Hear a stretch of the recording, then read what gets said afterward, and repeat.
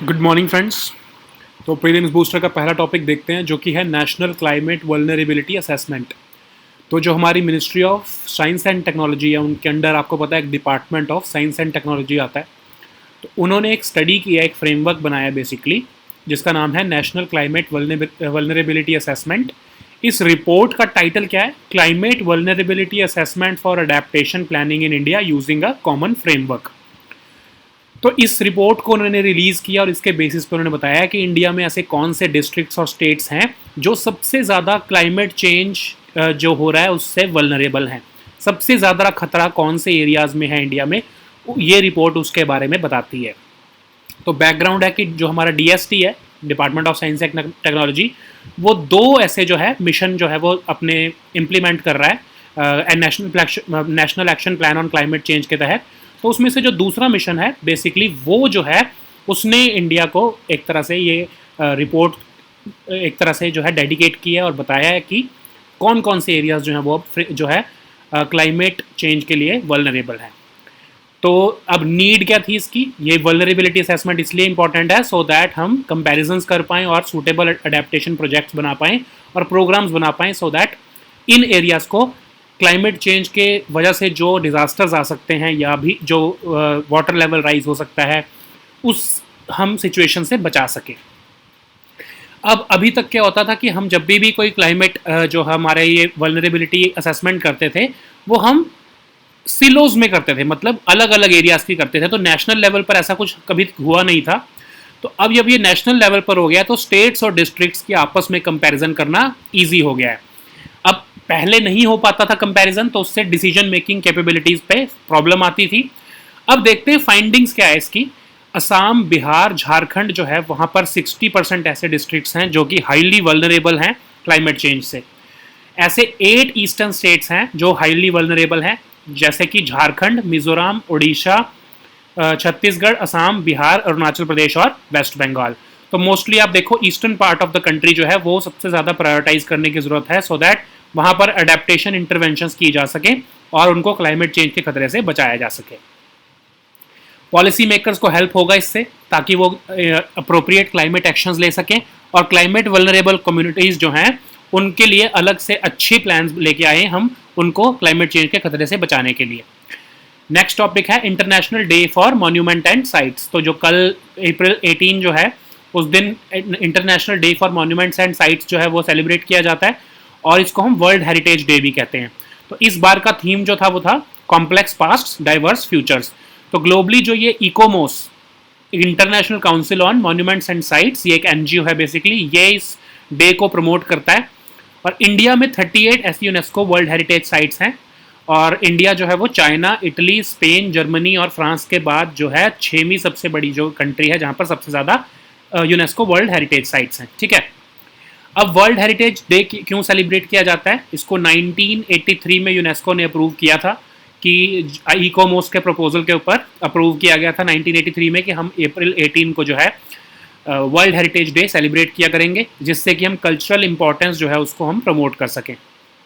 इस बार का थीम है कॉम्प्लेक्स पास्ट डाइवर्स फ्यूचर्स। अब ये थीम जो है वो ये कह रहा है कि कोई भी जब आप कल्चरल साइट होती है उसके अलग अलग हिस्टोरिकल पहलू होते हैं। कोई लोग कुछ कहते हैं उसकी हिस्ट्री के बारे में, कुछ लोग कुछ कहते हैं उसकी हिस्ट्री के बारे में। तो इस सारे कॉम्प्लेक्स पास्ट को जितने भी हम पुरानी हिस्ट्री की जितने भी स्टोरीज हैं या जो भी फैक्ट्स इनसे रिलेटेड हैं कल्चरल हमारी जो साइट्स से, उन सब को हम एक तरह से इकट्ठा करेंगे और उसके बारे में जानेंगे सो दैट इंक्लूसिव हम ये नॉलेज को बना सकें और डाइवर्सिटी को हम रिकॉग्नाइज कर सकें। अब वर्ल्ड हेरिटेज साइट्स इंडिया में 38 हैं टोटल। 30 तो उसमें कल्चरल साइट्स हैं और 7 जो हैं उसमें नेचुरल साइट्स हैं। ठीक है, अब आप याद देखो कि जो वर्ल्ड हेरिटेज साइट होती हैं वो सिर्फ कल्चरली इंपॉर्टेंट साइट्स नहीं होती, नेचुरल साइट्स भी होती हैं। जैसे हमारा काजीरंगा नेशनल पार्क है, मानस है, नंदा देवी नेशनल पार्क हैं, ये सब जो है ये नेचुरल जो है कैटेगरी जो क्लासिफिकेशन है उसके अंदर ये वर्ल्ड हेरिटेज साइट्स जो है यूनेस्को ने इनको डिक्लेयर किया हुआ है।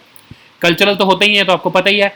अब 2019 में जयपुर सिटी जो है वो 38th एडिशन हुआ था इंडिया के कल्चर वाली जो लिस्ट है उसमें जयपुर सिटी को ही इंक्लूड कर दिया गया।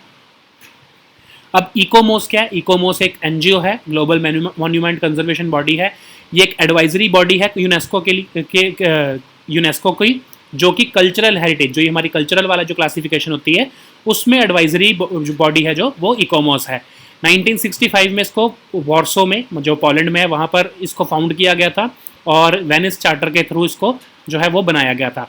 इसका हेडक्वार्टर जो है वो पेरिस में है, मतलब फ्रांस में है। ठीक है, नेक्स्ट टॉपिक हमारा है hot springs and Gogra post. तो चाइना के साथ हमारी नेगोशिएशन चल रही है, तो 11th राउंड ऑफ नेगोशिएशन में चाइना ने अब मना कर दिया कि मैं ये दो जो एरियाज़ हैं ये छोड़ने वाला नहीं हूँ।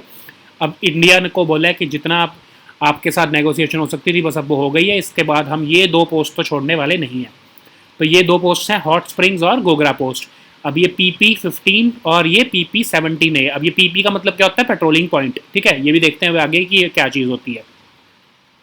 अब लास्ट ईयर ये PP-15 जो कि हमारा हॉट स्प्रिंग्स एरिया है और PP-17A जो कि हमारा गोगरा पोस्ट है, वो उन 4 पॉइंट्स में से था।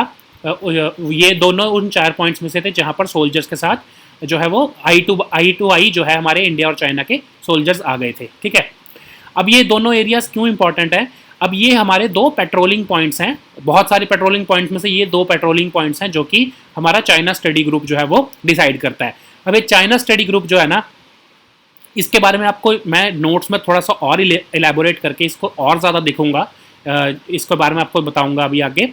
और जो है ये चाइना स्टडी ग्रुप क्या है कि बेसिकली इसको इस टाइम पर फॉरेन सेक्रेटरी जो है वो हेड करते हैं और नेशनल सिक्योरिटी एडवाइज़र जो है हमारे वो इस चाइना स्टडी ग्रुप को बना लेते हैं। और जो है इसमें होम सेक्रेटरी, ये एक सेक्रेटरी लेवल बेसिकली ग्रुप है। इसमें कभी कभी एक्सटर्नल अफेयर्स मिनिस्टर भी आते हैं और ये चाइना के ऊपर जो भी डिसीजन लिया जाता है गवर्नमेंट द्वारा, ये चाइना स्टडी ग्रुप का उसमें बहुत बड़ा रोल होता है। 1976 में इसको बनाया गया था जब इंदिरा गांधी जी प्राइम मिनिस्टर थी। तो ये एपेक्स डिसीजन मेकिंग बॉडी है चाइना की। इसके सबसे पहले हेड जो हमारे KR नारायणन, जो बाद में प्रेसिडेंट ऑफ इंडिया भी बने, वो इसके सबसे पहले हेड थे CSG के। ठीक है, ये सारी डिटेल्स आपको नोट्स में मिल जाएंगी। ठीक है, और जो है ये जो हमारे जो पेट्रोलिंग पॉइंट्स के बारे में डिसीजन जो है वो चाइना स्टडी ग्रुप लेता है। अब ये पेट्रोलिंग पॉइंट्स क्या होते हैं? ये आर्मी को कहा जाता है कि ये कुछ ऐसे एरियाज हैं आपने यहाँ पर जाके पेट्रोलिंग करनी है, आपने वहाँ पर जो है एक तरह से गश्त लगानी है, सो दैट आप अपनी असर्टिवनेस दिखा सको सामने वाले को कि yes these are are areas. ठीक है, ये LAC के बिल्कुल पास होते हैं या वो कई बार उसी के ऊपर होते हैं, तो आप उनको दिखा सकते हो कि ये हमारा एरिया है, यहाँ पर आप नहीं आ सकते। ठीक है, तो ये CSG ही जो है वो डिसाइड करता है, बिकॉज इंडिया और चाइना के बीच में कोई बॉर्डर डिमार्केशन प्रॉपर है नहीं है, तो CSG जो बोलता है उस एरिया पे आर्मी को जाना पड़ता है। अब ये PP-15 और PP-17A जो है टोटल 65 पेट्रोलिंग पॉइंट्स जो हमारे लद्दाख हैं उनमें से ये दो है और ये बहुत इंपॉर्टेंट है। इसी के ऊपर से इसी एरिया से चाइना वापस नहीं जाना चाह रहा है। ये दोनों पॉइंट्स बहुत पहले कैप्चर हो चुके थे। इसके पास जो है वो 1962 में ही के ही रादर आसपास जो है चाइना यहाँ पर बैठा हुआ है और यहाँ से जाने का नाम नहीं लेता है। ठीक है, अब PP-15 जो है वो हॉट स्प्रिंग्स है, हमने देखा। PP-17A जो है वो गोगरा पोस्ट है। अब ये चैंगमो रिवर जो है, जो गलवान वैली के आसपास निकलती है, उसके बहुत पास हैं ये दोनों रीजन। ठीक है, ये ईस्टर्न लद्दाख में एरिया है। जो हमारा कराकोरम रेंज ऑफ माउंटेन्स है उसके एरिया ये नॉर्थ में पड़ता है और पैंगोंग सो लेक जो है उसके भी नॉर्थ में पड़ता है। गलवान वैली के साउथ ईस्ट में ये रीजन पड़ता है। ठीक है, तो इसकी ये लोकेशन जो है वो आसपास गलवान वैली और जो हमारा ये कोंका पास है। अब ये कोंका पास क्या रीजन है? कोंका पास के पास ये दोनों रीजन पड़ते हैं। कोंका पास जो है वो वाला रीजन है जो चाइना क्लेम करता है कि हमारी चाइना के हिसाब से जो इंडिया और चाइना की इंटरनेशनल बाउंड्री है वो कोंका पास जो है वहाँ से निकलती है। ठीक है, लेकिन इंडिया उसको नहीं मानता। इंडिया कहता है नहीं, अब वो कोंका पास जो है वो तो एक्साई चीन रीजन में है। ठीक है, अब इंडिया कहता है कि पूरा एक्साई चीन रीजन ही हमारा है, तुम ये कैसे क्लेम कर सकते हो चाइना को कि एक्साई चीन रीजन के अंदर एक जो कोंका पास है उसको आप इंटरनेशनल बाउंड्री नहीं बना सकते। ठीक है, लेकिन Tibet bureau of foreign affairs जो चाइना की फॉरेन ऑफिस में, उन्होंने बोला था कि कोंका पास जो है उनके हिसाब से वो डिवाइडिंग पॉइंट है बिटवीन इंडिया एंड चाइना, और वही रीजन जो है वो जिंजियांग और जो है लद्दाख, मतलब जो उनके हिसाब से जो उस साइड का रीजन जो है वो तिब्बत है, वो रीजन उनके लिए बेसिकली जिंजियांग, जो ये कोंका पास वाला जो रीजन है वो उनके उस जो तिब्बत के उस रीजन में पड़ता है जहां से जिंजियांग और तिब्बत का बॉर्डर बिल्कुल क्लोज पड़ता है। तो इसीलिए अब ये कोंका पास के आसपास जो ये दोनों हॉट स्प्रिंग्स और गोगरा पोस्ट हैं, इसीलिए जो है चाइना यहाँ पर कोई भी चेंज नहीं चाहता है, बिकॉज उसका जिंजियांग और तिब्बत रीजन पर कंट्रोल वो वहाँ पर बनाकर रखना चाहता है और उसकी बाउंड्री को वो वेकेट नहीं करना चाहता।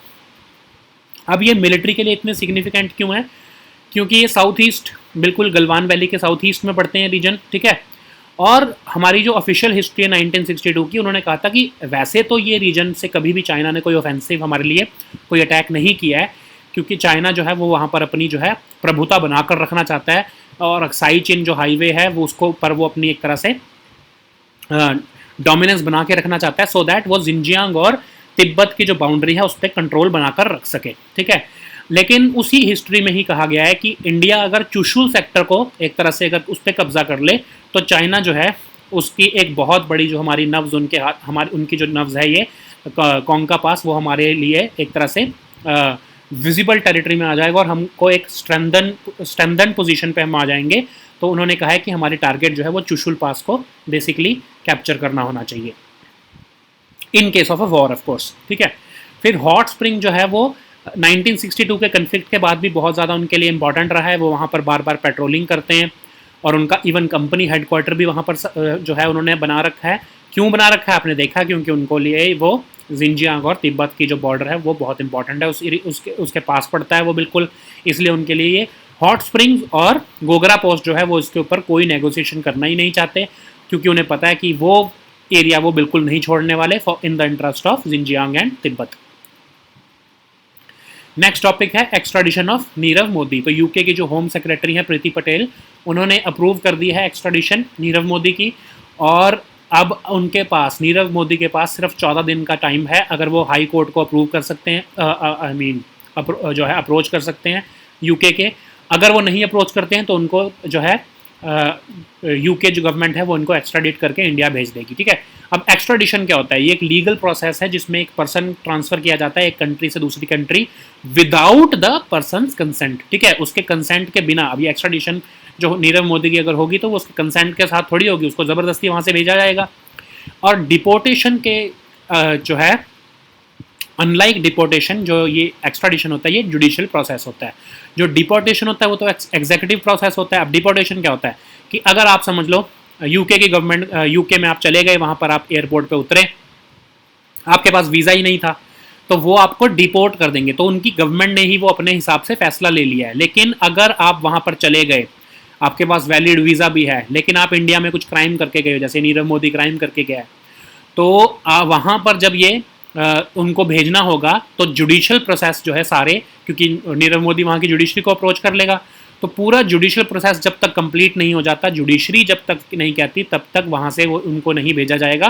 तो इसको हम कहते हैं एक्स्ट्राडिशन, जिसमें जुडिशियल प्रोसेस होता है, ये वहाँ की जुडिशरी जो है वो उनको एक तरह से भेजती है, ठीक है। अब इंडिया में एक्स्ट्राडिशन जो है वो इंडियन एक्स्ट्राडिशन एक्ट 1962 के बेसिस पर जो है वो गवर्न की जाती है। एक्स्ट्राडिट अगर इंडिया से किसी फॉरेनर को उसकी कंट्री में करना हो, या फिर इंडियन को इसी इंडियन को किसी दूसरी फॉरेन कंट्री से वापस लाना, उन दोनों के लिए प्रोविजंस जो है वो हमारे इसी इंडियन एक्स्ट्राडिशन एक्ट 1962 के अंडर प्रोविजंस है। अब ये दो कंट्रीज के बीच में एक्स्ट्राडिशन ट्रीटी अगर होती है तभी एक्स्ट्राडिशन पॉसिबल हो पाता है। अगर इंडिया और यूके के बीच में जैसे एक्स्ट्राडिशन ट्रीटी है, तभी वो वहाँ पर से एक्स्ट्राडिशन होके नीरव मोदी यहाँ पर आ पाएगा। अगर एक्स्ट्राडिशन ना हो तो फिर उस कंट्री की मर्जी के ऊपर डिपेंड करता है कि वो उसे भेजेगी या नहीं भेजेगी। तो जो है अभी तक इंडिया के 39 कंट्रीज़ के साथ एक तरह से एक्स्ट्राडिशन ट्रीटीज़ है, बट अब ये नंबर बढ़ गया है। ऑफ कोर्स ये थोड़ा सा पुराना नंबर है, ये नंबर बढ़ चुका है, बट आपको याद रखने की ज़रूरत नहीं है, बस आपको एक आइडिया दिया है कि आसपास 40 के आसपास जो कंट्रीज़ के साथ हमारा एक्स्ट्राडिशन ट्रीटी अभी है, ठीक है। अब उनको हमने फ्यूजिटिव इकोनॉमिक ऑफेंडर जो है वो डिक्लेयर कर दिया है इंडिया में, तो ठीक है। तो अभी एक्ट भी देख लेते हैं कि क्या है ये फ्यूजिटिव इकोनॉमिक ऑफेंडर एक्ट। एक फ्यूजिटिव इकोनॉमिक ऑफेंडर वो होता है जो कि अरेस्ट वारंट उसके खिलाफ इशू हो गया हो अगर उसने कुछ स्पेसिफाइड ऑफेंसेस किए हैं जिसकी वैल्यू 100 करोड़ या 100 करोड़ से ऊपर है, ठीक है। वो कंट्री से भाग गया और वापस आने को लिए मना कर रहा है, वो प्रोसिक्यूशन को फेस नहीं करना चाहता है, तो उसको जो स्पेशल कोर्ट है, not high court, not supreme court, जो स्पेशल कोर्ट जो है, जो कि PMLA के अंडर जो बनाया जाएगा स्पेशल कोर्ट, अगर वो डिक्लेयर कर देता है कि वो पर्सन फ्यूजिटिव इकोनॉमिक ऑफेंडर है, तो फिर उस पर्सन को ये डेजिग्नेट कर दिया जाएगा, ठीक है। फिर स्पेशल कोर्ट जो है वो उस पर्सन को पहले तो नोटिस भेजता है कि आप 6 वीक्स के अंदर अंदर आप हमारे पास जो है वो एक तरह से पेश हो। अगर आप नहीं पेश होते हो तो प्रोसीडिंग्स जो है वो आपके खिलाफ होंगी और आपको हो सकता है आपको फ्यूजिटिव इकोनॉमिक ऑफेंडर डिक्लेयर कर दिया जाए, ठीक है। अगर तो पर्सन उस 6 हफ्ते के अंदर आ जाता है तब तो ठीक है, तो ये फ्यूजिटिव इकोनॉमिक ऑफेंडर के जो प्रोसीडिंग्स चल रही हैं वो टर्मिनेट हो जाएंगी। अगर वो नहीं आता है तो ये प्रोसीडिंग्स चलेंगी और उस पर्सन को फ्यूजिटिव इकोनॉमिक ऑफेंडर डिक्लेयर किया जा सकता है।